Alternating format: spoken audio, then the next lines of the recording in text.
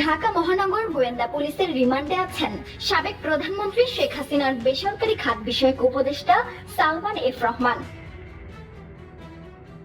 জিজ্ঞাসাবাদের সময় সালমান এফ রহমান ডিবিকে জানান, তাকে ছেড়ে দিলে দেশ ঠিক করে দেবেন তিনি। সালমান এফ রহমান বলেন, আমাকে আটকে রাখলে আমার বিভিন্ন প্রতিষ্ঠানে কর্মরত ৮০,০০০ লোক বেতন পাবে না। বিভিন্ন ব্যাংক থেকে যে ঋণ নেওয়া হয়েছে সেই ঋণের কিস্তি দিতে পারবো না, এতে দেশেরই ক্ষতি হবে। তাই আমাকে ছেড়ে দিন, আমি দেশ ঠিক করে দেব।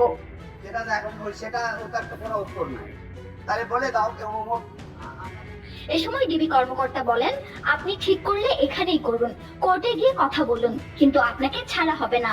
একের পর এক মামলায় কমপক্ষে ১ বছর আপনাকে রিমান্ডে থাকতে হবে।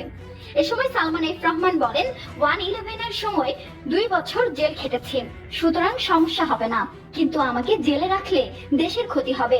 ব্যাংক থেকে যেসব টাকার ঋণ নিয়েছি সেগুলো পরিশোধ হবে না।